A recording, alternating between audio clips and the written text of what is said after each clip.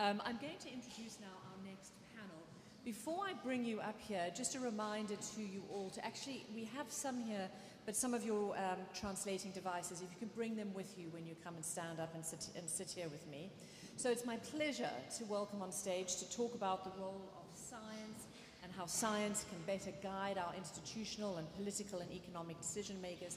So with no further ado, I'm going to invite David Obura, who's the chair of the Intergovernmental Platform on Biodiversity, Professor Heather Coldaway, who's the program lead at the Zoological Society of London.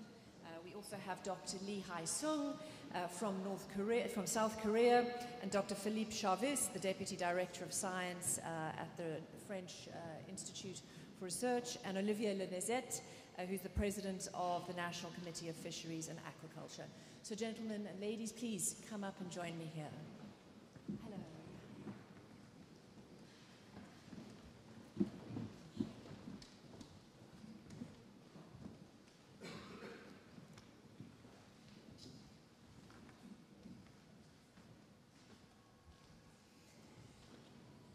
So we're going to have this conversation, which is a really important one, and it's part of the spectrum about how science can better guide our decision-making and how it can play a role into this. Heather, I'm going to start with you, because when we emailed, Heather made a really good point about how currency for scientists are your scientific papers, but sometimes it's a different language to the language that the financiers are speaking, and it's certainly sometimes a different language that the tech people are speaking, and also the policymakers. Are you all speaking the same language, and how can there be a sort of common dialect to simplify it? You're absolutely right, and I think we've already heard the role of jargon in this space this morning, and even getting biologists talking to oceanographers, everybody has their own jargon, so even within scientific disciplines, I think, unfortunately, we've invented our own terminology and language, which makes it important for that currency of scientific publication, and that is the foundational piece. So we must have that science in the peer review process, and we've heard repeatedly that science-based policy, science-based decision-making is fundamental. The key is, how do we get from that scientific paper, which is usually published in English, is usually quite impenetrable unless you're in that space, and pulling out those key relevant actions to allow that decision-making to take place is the missing piece.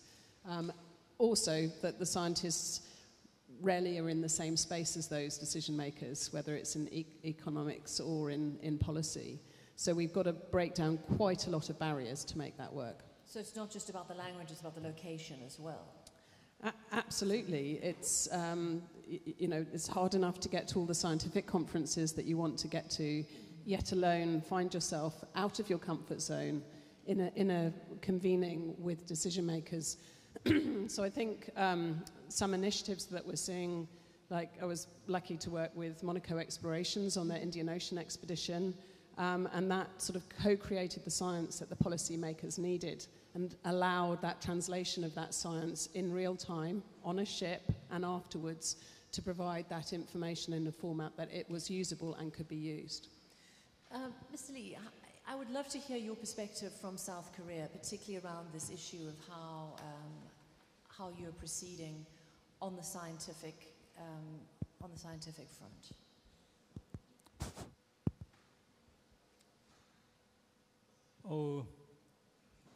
First of all, I'd like to express my sincere gratitude for giving me a chance to this wonderful place today. Actually, I received these questions: how can scientists give help to decision maker for marine ecosystem? Mm-hmm. I think that is quite a difficult question to scientists, and so I'm very embarrassed at first. So nowadays I want to I want to find the new successful cases in Korea, and I prepared some things for Korean cases. In Korea, rapid industrial growth lasted 6 decades. So it put a significant pressure on our ocean, coastal, and deep sea environment. Nowadays, scientists must bridge the gap between the understanding natures, creating policy to protect these ecosystems. However, scientists often face the challenge to balancing the scientific autonomy and with the social responsibility. This is quite serious questions to scientists. I believe that, however, the most society, science is deeply interconnected with the world, so it cannot exist alone.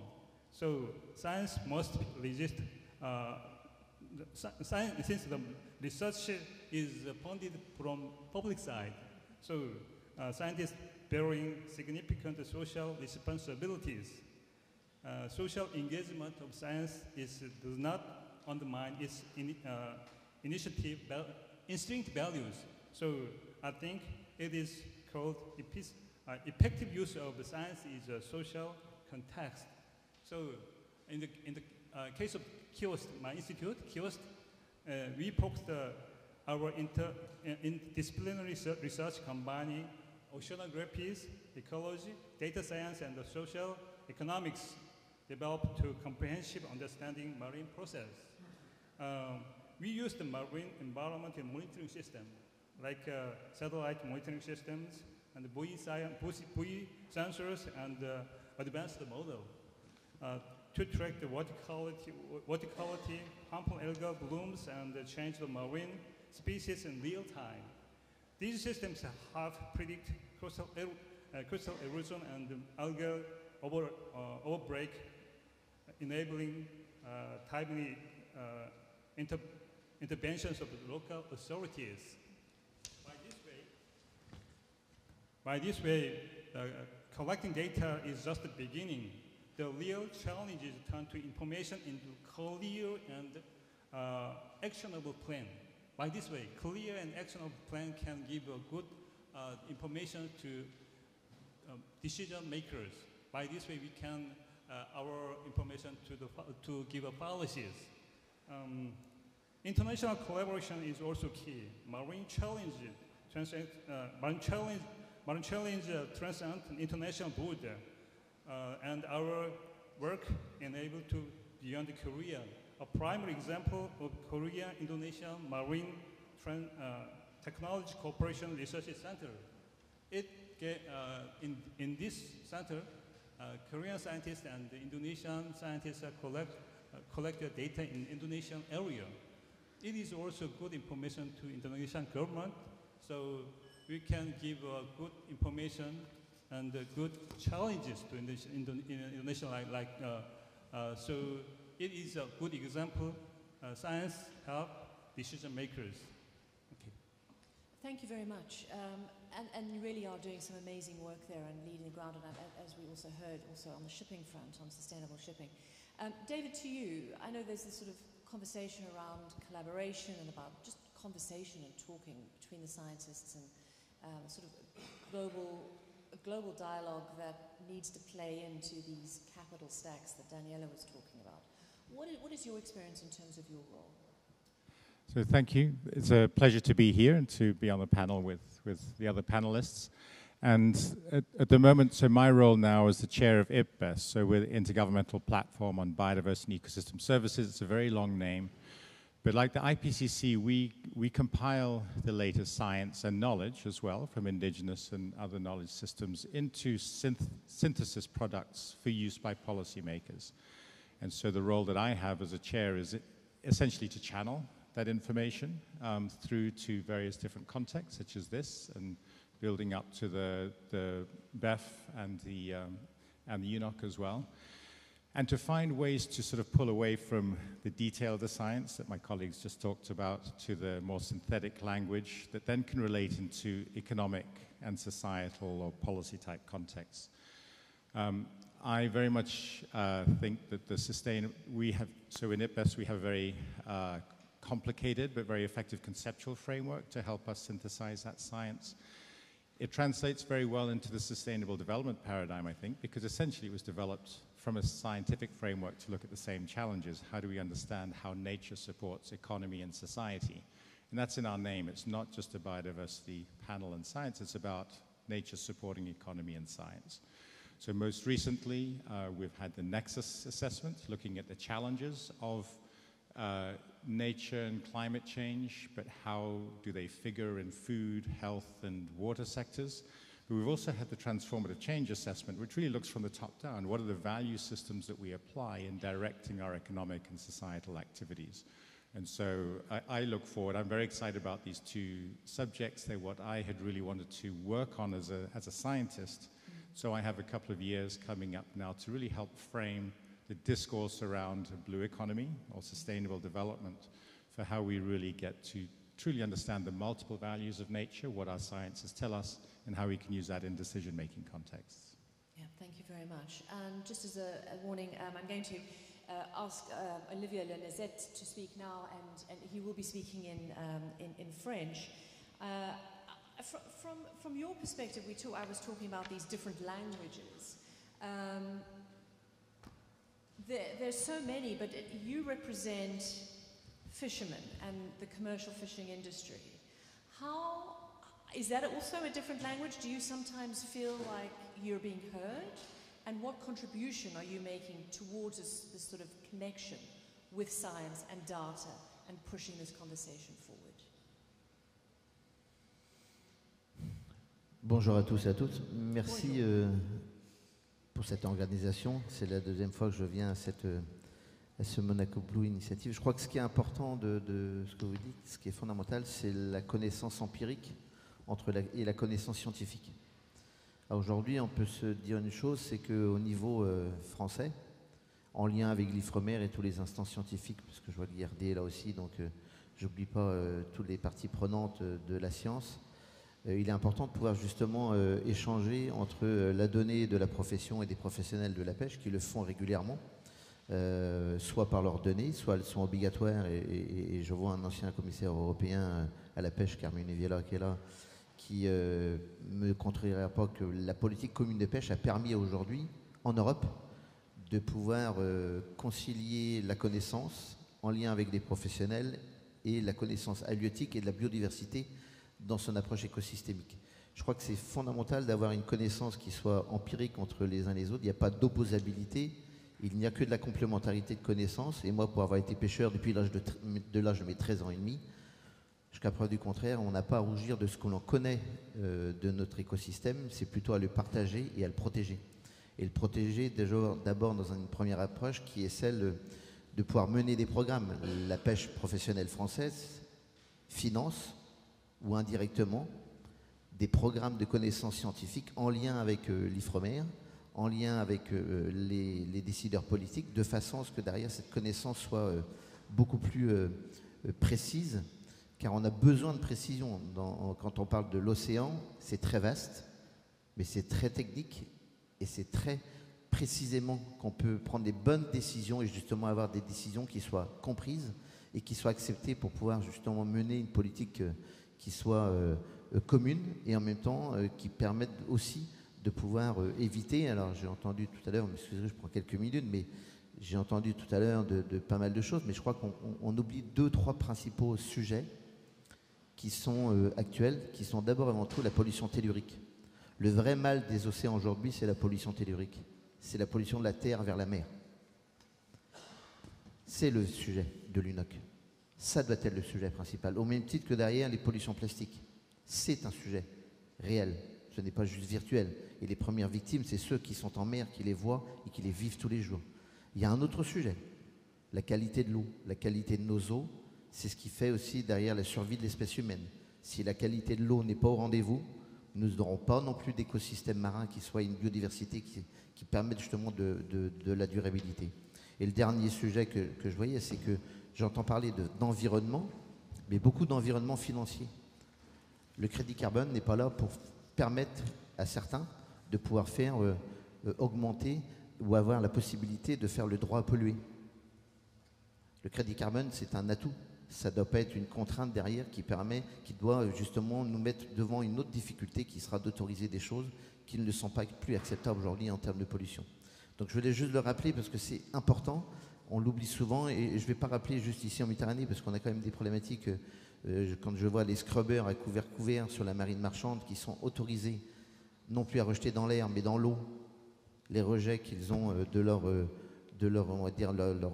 activité de déplacement pour les 90% certes du commerce mondial, mais il n'empêche que si c'est pour cacher, non pas dans l'air, mais dans l'océan, les pollutions qui sont faites par les moteurs, etc., ce n'est pas non plus quelque chose qui soit tellement, je dirais, environnementalement acceptable. Et encore moins pour la pêche, car derrière nous, on vit de ces ressources naturelles, sauvages, pour nourrir et avoir une souveraineté alimentaire, qui soit en France ou en Europe. Je le dis avec autant de force parce que l'UNOC est proche et on a souvent un proverbe chinois qui disait souvent il y a celui qui regarde le doigt et il ne regarde pas la lune. Et en fait, à un moment donné, on est en train de regarder notre bout de doigt, notre bout du nez, alors que les problèmes, ils sont beaucoup plus loin, mais ils sont atteignables.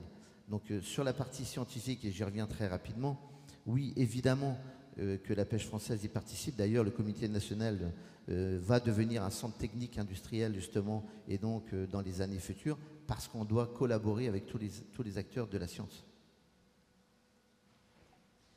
And I want to talk to you a little bit about that in your next question. No, it's fantastic. Tell me, sir, Philippe Chavez, you were listening now to the point of view from sort of French fishermen. How much conversation do you have and how important is that interdisciplinary cooperation between you and them?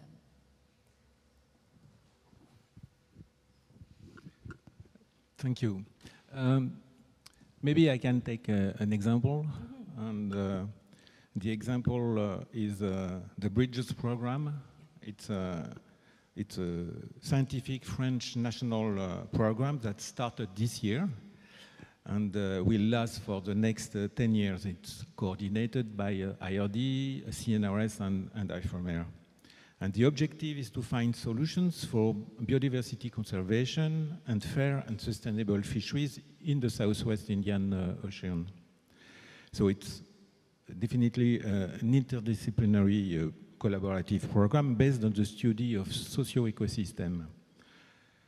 It specifically studies the socio-ecological system of fisheries, especially small-scale coastal and pelagic fisheries, and aquaculture too, different study sites.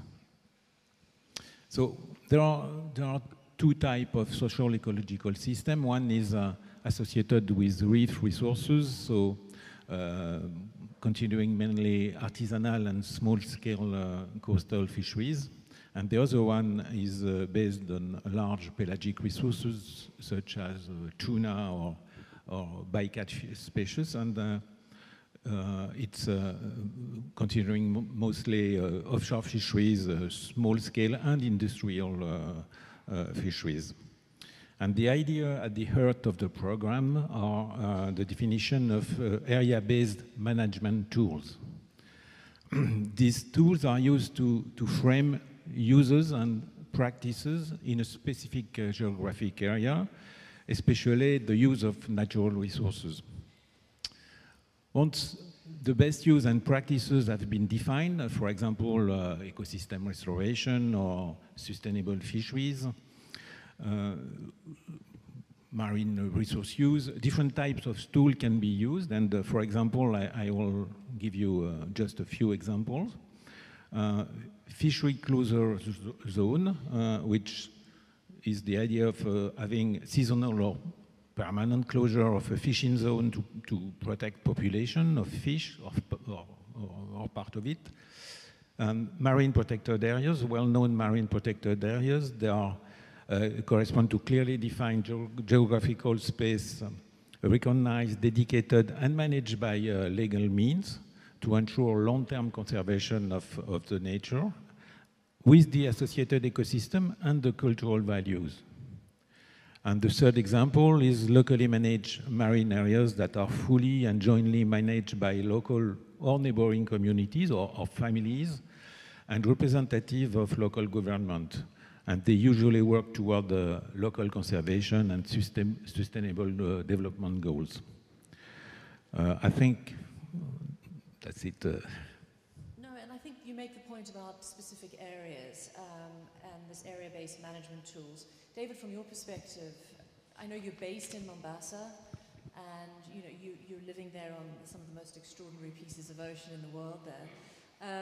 What is your take on that, and how important is that sort of locality as well? So in the context of, I live on the Kenya coast near Mombasa and work very much throughout the West Indian Ocean. And so the potential to move forward with sustainable business and sustainable economic practices based on ocean resources, I think, are foundational to what is needed in our region. Barker mentioned that in the first panel. The Great Blue Wall Initiative in the West Indian Ocean is really an attempt to build these sustainable seascapes where not only do we have good marine protection in the right zones for biodiversity, but there's also across the seascapes, across the coastlines, there's sustainable businesses, the local area management is done right, coastal zone management, and so on. Now, what we tried to do if I can just refer to the Nexus assessment for a moment, is that, so this is a global assessment report, and I mean, our authors came from all of your countries, from all around the world, looking for examples of sustainable response options, they called them in the assessment, but that would be investments, businesses, from the perspective of economic actors. It was very actor-focused.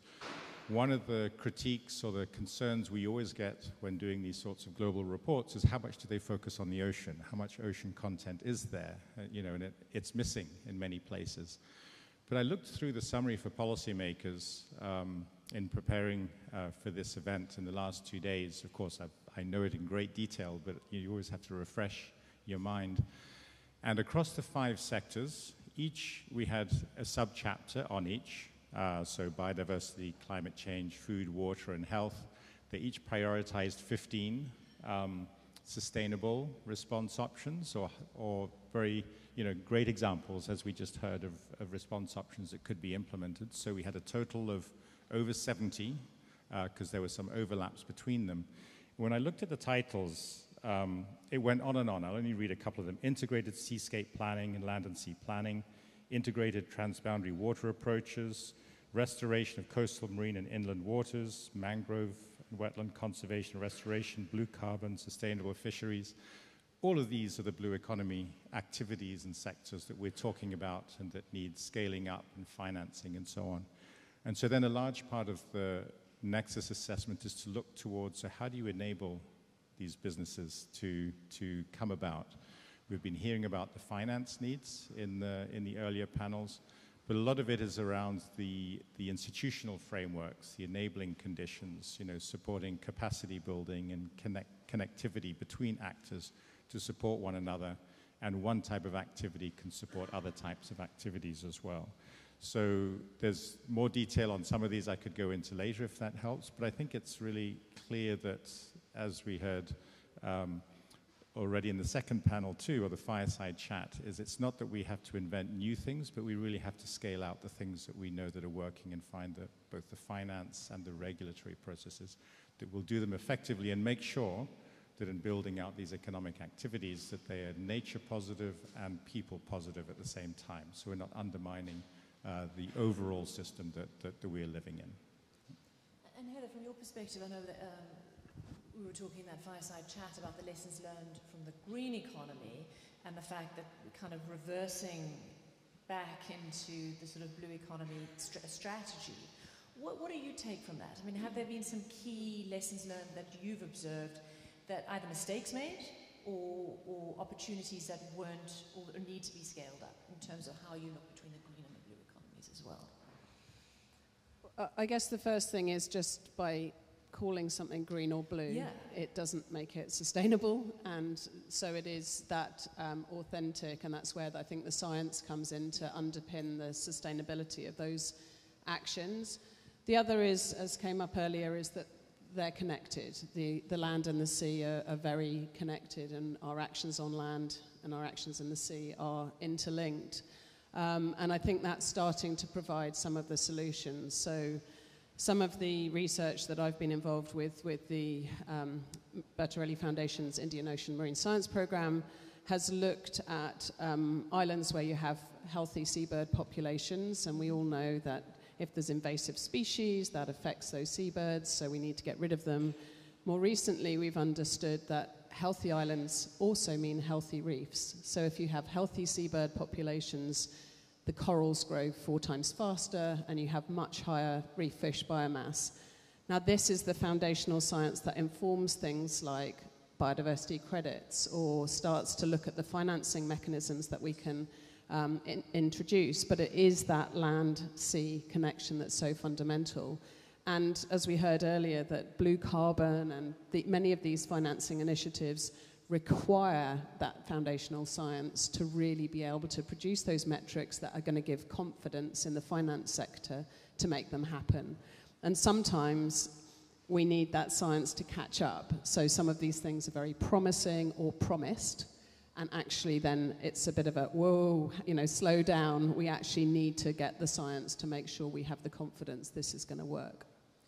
So just to go back to, I think what Olivia was saying was about sort of getting pension and sovereign funds on board. I mean, how do you get that conversation to be interested in the sustainability and profitability of seabirds on an island somewhere out there? I mean, that's the kind of connection we're trying to make, isn't it? And that's what's so special about this meeting, is that we're in a room together, so I can go and chat to Olivier about seabirds. But I think what we're seeing, as David said, is that the ocean is foundational to everything, whether we're talking about food, economy, whether we're talking about human health, and we're talking about local business. It's so fundamental to coastal populations globally. That's what's positive and exciting has been the new sectors coming into the ocean space, recognizing the value of that, whether that's insurance, whether that's philanthropy, whether that's pension, sovereign funds. We need that diversity of funding to come together to look at some of these solutions. And I guess as a scientist, it's thinking about how we can do better about telling the seabird story and making that as accessible to consider how that could be foundational to a really effective biodiversity credit scheme, for example. Yeah, I think that's so true. It's just telling the stories of where it's worked and what you're doing, I think really helps. And Mr. Lee, to you, in South Korea, what do you need as well? I think it's a simple question, but what do you need to also be part of this conversation and to sort of scale things to a way that it becomes also profitable? Okay, I want to show another example that is derived by government sections. There is a good example in Korea. Korean government is play a critical role in marine protections through the Ministry of Ocean and Fisheries. Has developed a national marine environmental management plan. It is very important to us. During this plan, a lot of Korean scientists are joined and gave a lot of information to marine ecosystems and preserving and sustainability and management of that area, marine protecting area, and the other resources. So by this way, the Korean government play a critical roles and for marine ecosystem. By this way, we can do the other process and to get the marine ecosystem, and then scientists also try to get new information in that area. Government and the scientists are collaborate for protect. So this is a good model. I think this is a good model for this subject in marine ecosystems. And also, as we know, Korean government submit the BBNJ ratification last week. In that process, scientists also give good information. I think government want to get government to consider the influence of industrial part and the scientific part. we have discussed a lot. After that, government decided the process. This is also good information, good examples to us. Yeah. Olivia, as the representative, I know you're passionate about giving fishermen a voice. You mentioned earlier that, did I pick up some cynicism about carbon credits? What is the view of the fishermen out there in the ocean in terms of what they need to be part of this conversation and making, recycling the profits back to the industry? Vous savez, un pêcheur, d'abord, il est d'abord en tout là pour aller pêcher des ressources durables, donc pour nourrir la population. Quand on est passionné par notre métier, c'est pas le temps qui importe, qu'il fasse beau ou mauvais, c'est pas un problème. Moi, ça m'a jamais dérangé. J'aime bien d'ailleurs quand il fait mauvais temps, parce qu'au moins c'est un peu moins calme que les eaux, on va dire, qu'on peut avoir des fois. Moi, je dirais que dans ce que vous avez souligné, dans toutes les parties prenantes autour de ce panel, je crois que c'est important que la science, c'est le garant aussi d'une intégrité. L'intégrité scientifique, elle est fondamentale. Elle est souvent décriée, elle est souvent bafouée, alors que la science, c'est fondamental et elle doit être copartagée avec une approche justement qui permette de l'avoir la plus précise possible, parce que, je rappelle, on est en train d'extrapoler de ce que serait la science ou même les connaissances d'ici les 10, 20, 30 prochaines années. On a juste un petit souci, je pense pour les uns comme pour les autres, c'est le dérèglement climatique. Tout ce qui a été imaginé, tout ce qui a été mis en œuvre depuis les 50 dernières années va être mis à mal dans tous les modèles scientifiques, quels qu'ils soient, parce qu'on est dans une situation d'instabilité qui fait que tout ce qu'on a pu imaginer, moi je me rappelle de mon père et de mon grand-père qui me disaient en fonction de la lune, en fonction de la marée, etc., et des vents, tu pouvais aller pêcher à tel endroit. Tout ça, ça n'existe plus à aujourd'hui. Ça n'existe plus parce que derrière, la réalité, c'est qu'il y a un dérèglement climatique qui est existant. Et les premières victimes, c'est les gens de mer qui sont sur l'eau, qui le voient. Et qui en sont souvent les premières victimes. Ça, on l'oublie parce que dans l'approche scientifique aussi, il y a une garantie aussi économique et sociale. Ce qu'on appelle le développement durable. Le développement durable, ça prend 3 piliers. Pas seulement que l'économique, pas seulement que l'environnement, pas seulement que la partie sociale. C'est les 3. C'est indispensable. Si on en oublie un, de toute manière, cette politique maritime intégrée ne fonctionnera pas. Elle sera exclusive et elle ne sera pas inclusive. Et je pense que ça, il faut revenir sur l'humain parce qu'on oublie souvent que derrière tout ça, il y a des gens, des hommes et des femmes qui en vivent, qui nourrissent et qui font aussi que nos territoires littoraux soient aussi dynamiques que l'on connaît tout le long de la planète. Et je crois que, et j'en suis persuadé d'une chose, c'est que vous avez parlé tout à l'heure de protection, oui. J'ai entendu tout à l'heure une approche sur les aires marines protégées. Oui, évidemment, mais elles n'ont pas été inventées là. Les pêcheurs, il y a déjà 50 ans, ont inventé ce qu'on appelait les zones de cantonnement. Les zones de cantonnement, elles étaient interdites à une certaine activité ou engin en fonction de la ressource qu'ils souhaitaient protéger parce ils la voyaient déjà qu'elle déclinait. Donc tout ça a permis aussi de mettre en place des outils qui sont non pas... je dirais dans une approche statique, mais évolutif. Une bonne gestion en mer, il n'y a pas de frontières en mer. Il n'y a pas de frontières. On est en train de transposer des frontières terrestres en mer, alors que le poisson, la ressource halieutique ou même la biodiversité n'a pas de frontières. Et ça, il faut avoir une approche. Et c'est pour ça que l'approche des BBNJ et de ce traité, il a du sens, parce que sur la haute mer, aujourd'hui, il n'y a aucune réglementation. Il n'y a aucun contrôle. On pourra mettre toutes les réglementations sur le papier et les signer tous. Derrière, après, il faut pouvoir justement contrôler ce qu'il n'a pas le droit de faire. Qu'il soit sur toutes les activités, hein, pas que la pêche. Hein. Il y en a plein d'activités en mer qui sont illégales. Et donc, et que certains États couvrent sous une approche politique parce que derrière, il y a un intérêt économique, individuel, etc. Donc, est-ce que l'océan, c'est un bien commun ou est-ce que l'océan, il doit être avec des frontières qui fait que chacun en fait son profit personnel d'un État ou d'une approche même privée, pourquoi pas, parce qu'il y en a qui rêvent d'avoir une privatisation de l'océan.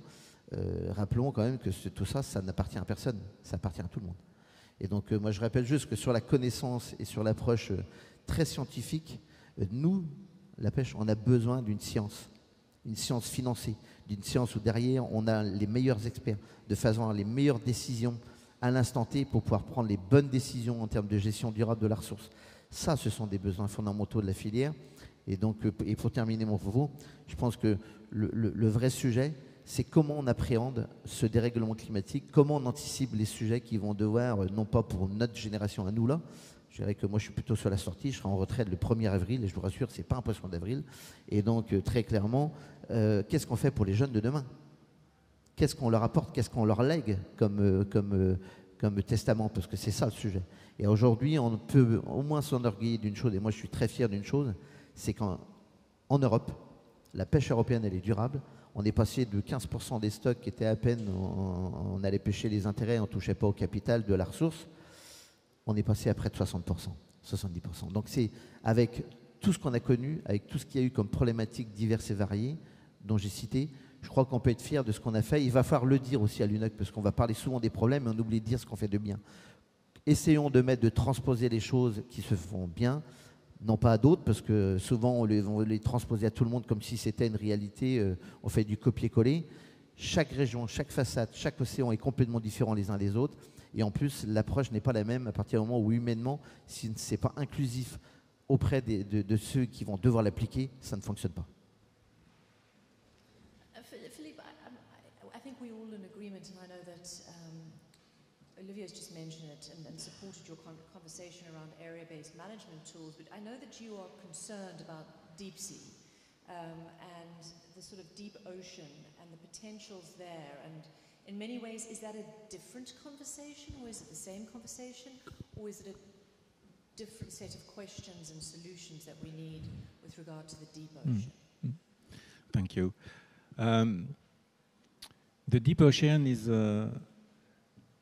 hardly known, but it offers a very important potential. There are multiple uses in the deep ocean.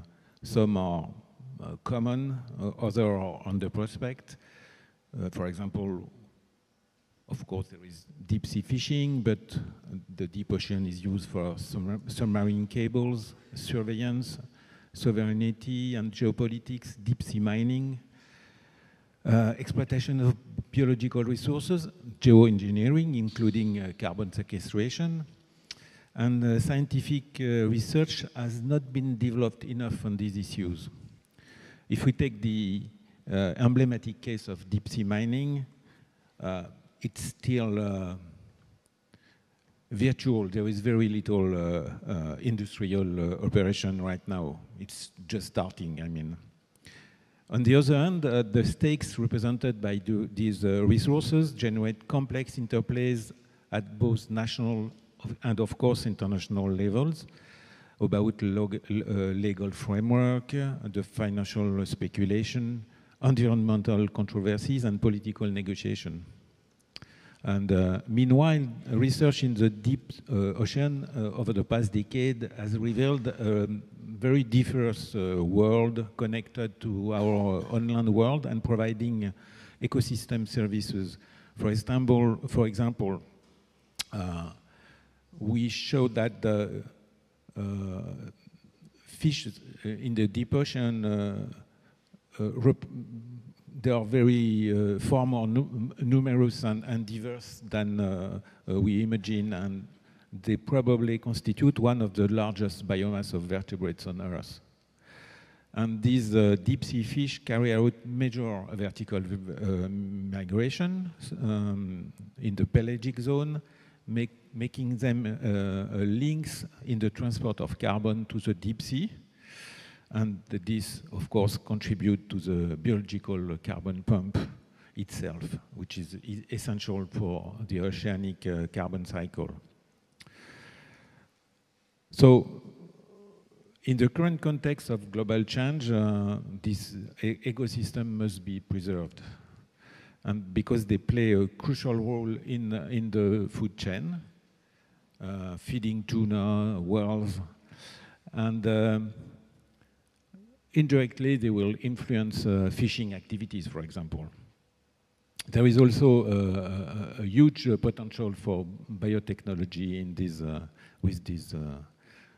in this ecosystem. So it's important to continue scientific research before these areas are exploited in order to better understand and conserve this ecosystem. I think scientific and political reflection must be multilateral and take into account also indigenous knowledge in the decision-making process.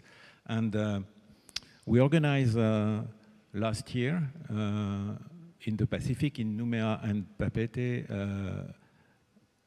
a framework of regional consultation platform, including representatives from 15 different countries in the Pacific, including ministers, traditional authorities, non-governmental organizations, of course scientists, regional organizations. And the discussions emphasize the significance of incorporating knowledge into public decision-making processes, especially concerning the ocean and the disparities in access to information and participation in deliberations. While environmental impacts are a recurrent theme in our discussion, the Pacific stakeholder emphasize the necessity of a more profound comprehension of the social and economic ramification of deep sea utilization. So they emphasized the necessity of adopting a holistic perspective consistent with the Blue Pacific Continent concept that is promoted by the Pacific Island Forum, and they urge to transcendence of national, narrow, and sectorial interest. I think it's a fascinating conversation, and I don't know if it's something that you don't mind talking about, Heather. Sorry, I'll throw this at you. But Philippe, I mean, he talks about, it's not just deep sea fishing, but it's submarine cables, surveillance, sovereignty and geopolitics, deep sea mining, exploitation of biological resources, geoengineering. There's a lot going on, particularly in the deep ocean, that is referenced with the sort of elephant in the room, which is the shifting geopolitics and the sort of stresses that we're seeing, the tensions that we're seeing geopolitically. How does that play into scientists and the Zoological Society, of course, having these conversations about where to go next, when some of this conversation, some of the events taking place, deep sea cable cuts, for example, play into these very, very hard conversations?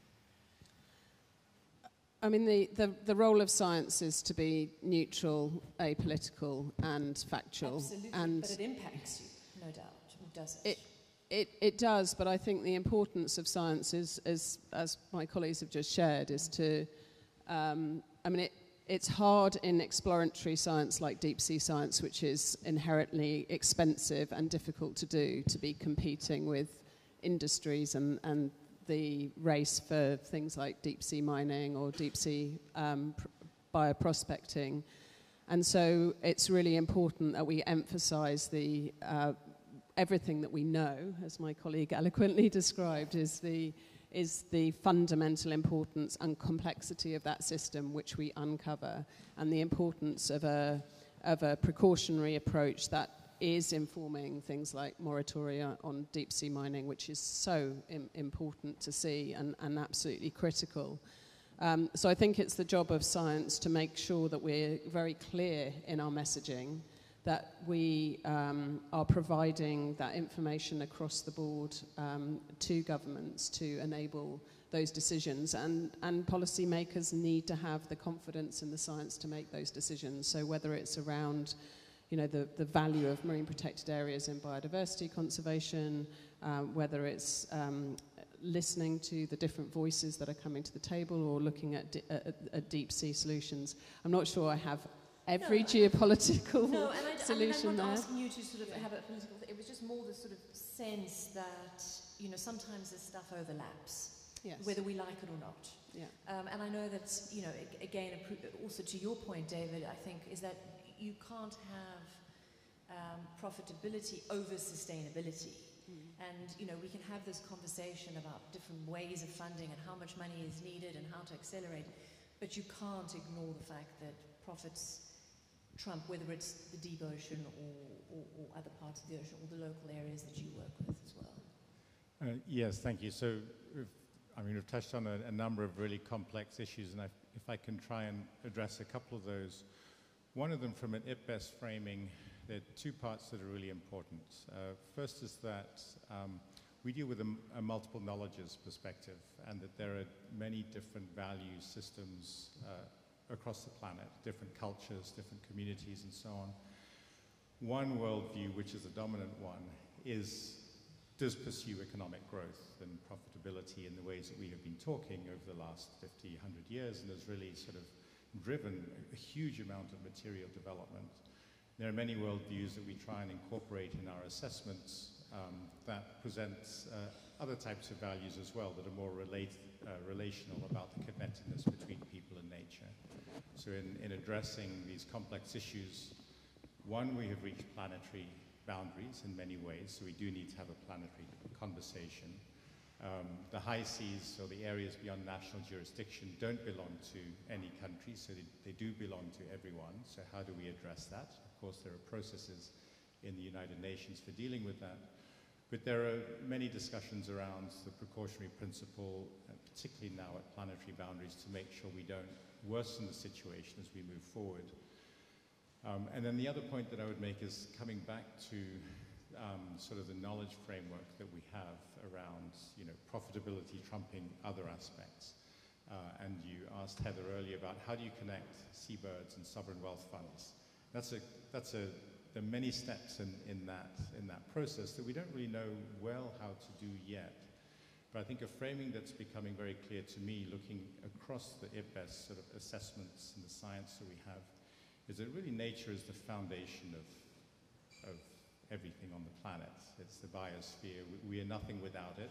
50% of the global economy might be dependent on natural systems, but if we don't have that 50%, the other 50% doesn't exist at all. So every part is really dependent. We have had economic practices that have externalized costs, minimized costs, so basically passing costs on to somebody else, which means environmental degradation. And we've transformed so much natural capital into economic or produced capital and then into financial capital that we have over-converted natural capital, you could put it that way. So now if we do look at the finance that is needed for the sustainable blue economy, for sustainable development, how do you transfer, whether it's sovereign wealth funds or large packets of capital, back into natural capital? How do you restore and regenerate and rebuild social capital as well, so we can have a balance across this sort of sustainable development paradigm that we have?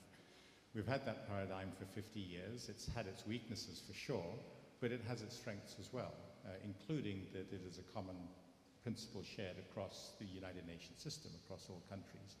So how do we strengthen the system, not throw the baby out with the bathwater, as we look for solutions that fit our 21st century context now in moving forward. And I think I hadn't realized it in the initial conceptualization, but it's really strong to have, looking at UNOC coming up, to have a science congress and an economy congress, and then a policy congress, sort of one following the other, because that's the sorts of discussions that we need to have, and that we need to bring our jargon and our languages together for the discourse across those actors to make things work. And this is the ocean space, and of course it needs to happen in other spaces as well.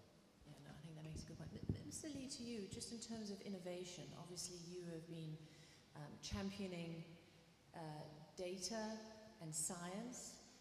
What kind of work are you doing with innovation, and how important is that also to... Sorry, what? Yeah, carry on. With innovation, what kind of conversations are you having with tech, for example, in South Korea? You mean that communication with government side and also business, and science side? Yeah. There are two kinds of research projects, I think, in Korea. One of them is pure science, and it is only want to get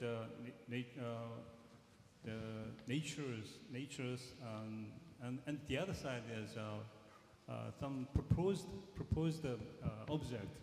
So government, two sides of government suggest research fund. One of them is pure science. The other one is applied science. In the case of kiosk, most of research funds are given by the Ministry of Ocean Science, Ministry of Ocean and Fisheries. So in this case, most of the research fund is their main purpose, like sustainable management of marine area, MPA, and the other things are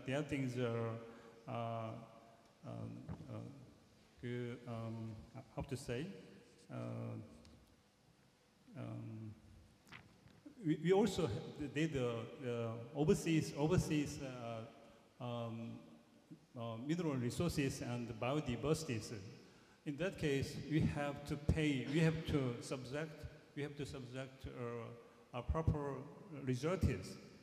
So we have to collaborate with the other nations, the other scientists in the other nations, and then we can get a good result in that area. It is, I think, good information to other nations and other societies, scientific societies. By this way, we have support our marine ecosystems.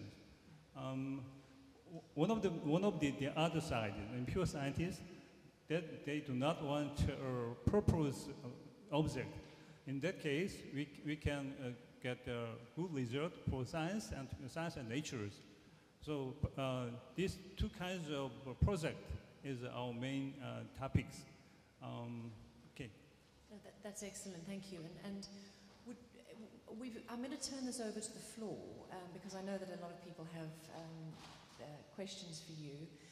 Before we go though, would anybody like to jump in on some of the points that one of your colleagues has made? I could see that you were... Oui, je fais très court. Non, je pense que dans les outils qui existent et entre autres qui ont été mis en place en France et entre autres par la pêche française, on a des outils d'aide à la décision qui sont ce qu'on appelle ZIP, qui permettent d'identifier les zones d'importance pêche. Ça peut paraître juste anecdotique, mais aujourd'hui, c'est sur les trois façades métropolitaines, mais aussi dans les départements d'outre-mer, on est en train de le mettre en œuvre. Donc ça permet vraiment d'avoir une approche aussi importante et je dirais en lien avec les scientifiques. Et la deuxième qui est SCOP, qui est vraiment un outil, là aussi par contre, qui est plus sur l'approche d'aide à la décision socio-économique. Parce que toute décision qu'il y a en termes d'encadrement ou de gestion, il y a un impact socio-économique qu'il faut prendre en compte. Et sur le dernier point dont M. parlait, je crois que c'est important d'avoir en tête que les outils, pour pouvoir qu'ils soient efficaces, pour qu'ils puissent être efficaces, il faut que derrière, évidemment, et je prends sur la haute mer, parce que vraiment sur la haute mer, aujourd'hui, on peut mettre tous les règlements qu'on veut, il faut avoir des outils qui permettent de pouvoir bien identifier les activités. Il n'y a pas, je dirais, d'exploitation qui soit difficile, c'est juste qu'il faut une exploitation homogène sur tout l'espace maritime. Parce qu'à partir du moment où on fait de la surexploitation, qu'il soit sur la bande côtière ou qu'il soit au large, on déséquilibre l'un ou l'autre. Donc il est important d'avoir cet équilibre-là. Et les scientifiques, et entre autres la mise en place des aires marines protégées, entre autres dans la méthode française, avec les analyses risque-pêche, ont permis justement d'avoir des décisions qui soient collégiales avec toutes les parties prenantes. And I think that's the key. Multilateralism is so important and ever more important in these conversations. So with that in mind, thank you. We would love for our audience members to ask questions. If there's anything you would specifically like to refer to one of the guests, please be specific as well. So yeah, anybody out there? I think you were so comprehensive in your answers, unless I'm missing somebody. Ah, there you go.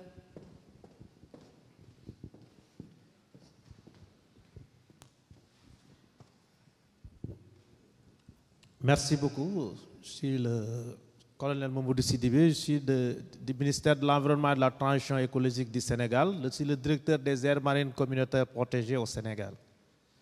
Donc ma question est la suivante aujourd'hui.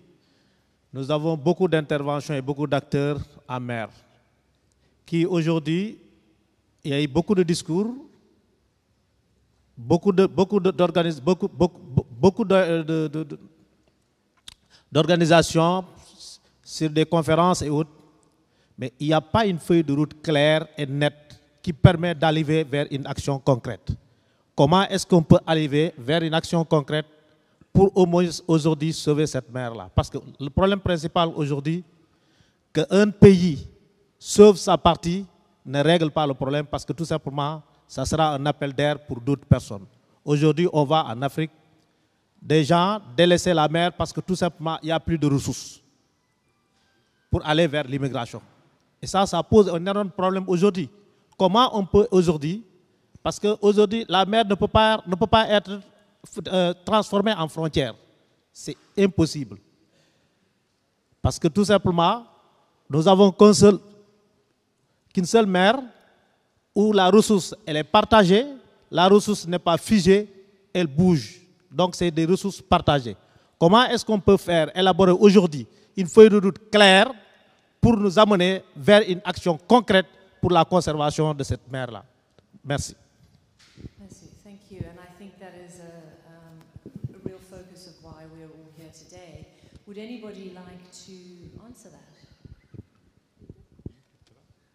You can both do it. All right, I'm going to. I'll start and then hand to David. I mean, I think we have a roadmap through the existing Sustainable Development Goals, all of the commitments that have been made at a global policy level, from the Convention on Biological Diversity through to the Paris Agreement. If governments just did what they'd laid out through that roadmap on time, then the world would be in a much better place. So that's, and then the other thing is obviously for countries to ratify the High Seas Treaty as quickly as possible, and that gives us another roadmap opportunity for the areas beyond national jurisdiction. So I think there's a huge thing to just do what governments had already said they would do on time. Okay, thank you. So I'll pick up on this, but I'll speak from my perspective as a Kenyan marine scientist rather than from IPBES for this one. So I mean, I certainly would express the same thoughts as you have expressed there. I think as opposed to the ocean being fully depleted, I mean, one of the challenges that I've seen in the blue economy discourse or ocean economy discourse in East Africa is that, of course, our countries are seeing the oceans as a new frontier for more wealth generation, to build up national GDP and so on, and to grow economies. And the current concern is that it's done with an unsustainable framework rather than all the principles that we have been discussing, and I think are front and center in the discussions over here. So in that sense, I would just amplify some of the things that Heather said in terms of using the knowledge and the agreements. I think we really need to understand that the ocean is not limitless anymore. The planet is covered by our economic footprint. So we do need to have a regulations-based framework for the high seas as well as territorial waters. And it's not okay anymore for economic practices to degrade the natural capital, because that does undermine the interest, well, one, the natural system that we depend on, but also the interests of other stakeholders as well. So it's really critical to have the contractual frameworks to make sure that regulations can be followed and that there is enforcement and so on, agreement amongst stakeholders and countries. I think moving forward with that, as Heather said, if we could implement the agreements that we have and develop the right ones for the future, we will be able to move forward as you call for. Would anybody else like to add anything? Juste très court, si on veut que ces réglementations soient respectées, je le répète, s'il n'y a pas de contrôle et des sanctions derrière vers les États qui sont directement concernés, et on en connaît certains, il n'y a pas besoin, c'est pas des secrets de polichinelle, on connaît des grands pays du soleil levant qui derrière, par exemple, font de la pêche INN. Dans certains pays d'Afrique, le long des côtes, donc le pillage, il existe, la pollution, elle existe. À partir du moment où, au-delà des règles et de ce qui sera signé, il n'y a pas un contrôle et des sanctions derrière qui leur imposent de ne pas pouvoir justement profiter de ce profit illégal, eh ben, ça ne s'arrêtera pas. Donc on pourra continuer et faire tous les règlements qu'on veut. Il faut derrière contrôle, sanction. Et donc il ne faudra pas hésiter, quels que soient les pays, à les mettre en œuvre. Anybody would like to add to that? And from the audience, would you like to add perhaps to those conversations that we just had now? Any more questions? There we go.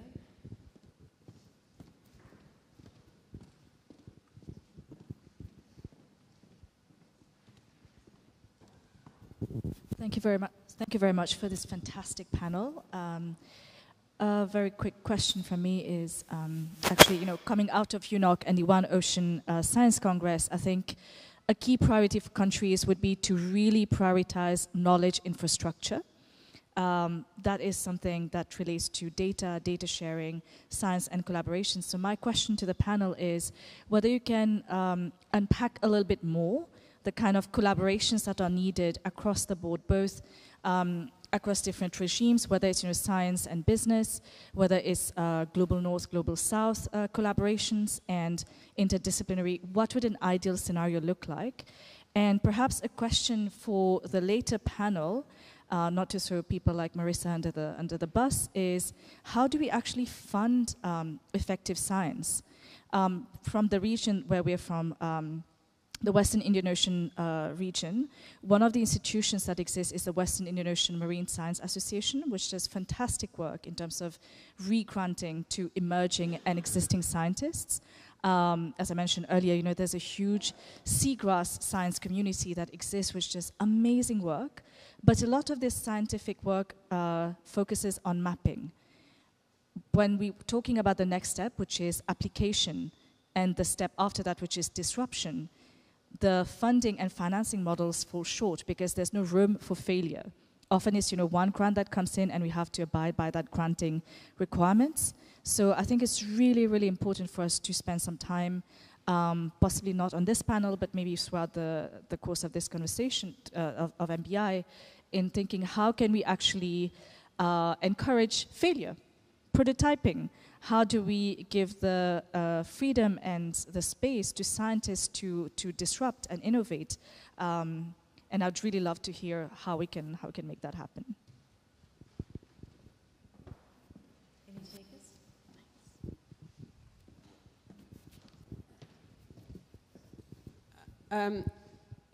That was a lot of questions in there. I think in terms of, so from work that has been identified by the UN Decade of Ocean Science for Sustainable Development is basically how inequitable science is in terms of distribution. If you look at where papers come from and you take the Indian Ocean region, then it's very skewed to India, Australia, and South Africa. So one of the approaches for that has been that we've been taking through the Bertarelli Foundation's program is to fund scientists from the region so that all of the students coming into the program for masters or PhDs are from the program. So I think the question one is who is doing the science? And then the second thing is how do you build those networks for those scientists? And that's providing opportunities to attend UNOC, which comes down to funding, but it also comes down to some practicalities around getting visas, which is by far from straightforward for many countries. So it's allowing, it's looking at where are the barriers to change and access opportunities and trying to break those down. And I know that's, things like the Edinburgh Ocean Leaders Programme is a fantastic initiative to build networks of fantastic people like yourself and others in the room that don't exist at the moment. And that's the sort of way of having those conversations of providing communication opportunities and building networks that build that confidence to break down some of the barriers between disciplines and between geographies. So that's just a couple of examples. Okay, if I'll add after Heather again on that, we do work together, so we know one another quite well. But yeah, so I'd amplify that in terms of ocean science from developing regions where there are major gaps in how to build that capacity. As mentioned, the West Indian Ocean Marine Science Association has been a fantastic platform for the last 30 years in building up ocean science in our region. So that's 10 countries. My organization, Cordio, has benefited tremendously from that. We've worked very closely with IRD scientists because of the France is in the region as well, and with all the countries. But we've borrowed a lot from the UNESCO IOC processes in terms of the GOOS, the Global Ocean Observing System, identifying key variables, essential ocean variables, the biodiversity variables. This borrows from the climate and meteorology frameworks. I think it's important to really mention or recognize how fundamental it has been for climate science, the sort of open data and sharing that has been mandated for many, many years in ocean and climate fields to understand the global climate, so we understand it as well as we do now, to have the early warning systems for cyclones, warming events now as well, and so on. So this infrastructure at regional and global levels is essential for developing science and getting the funding into those areas that don't have their own funding to participate is critically important too. Thank you. Any final comments? I see a waving hand, enthusiastic waving hand.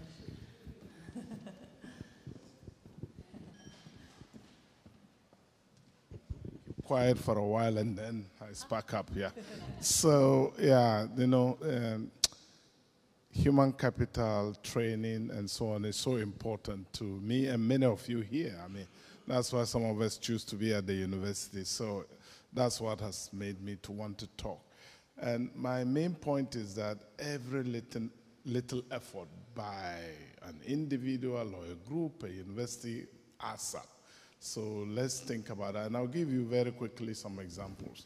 Me and my colleague, Daniel Pauli at the University of British Columbia, we just started an initiative where we are pairing each year 2 University of British Columbia professors working on oceans and fisheries, including freshwater systems, with 2 of our colleagues in Africa.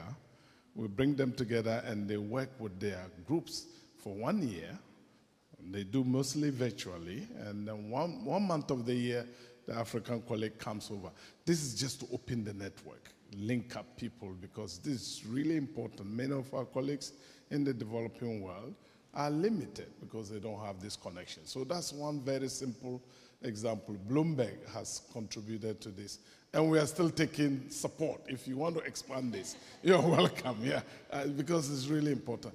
One other example I want to give, this is from Canada, the Ministry of, it has a better name, Global Affairs Now.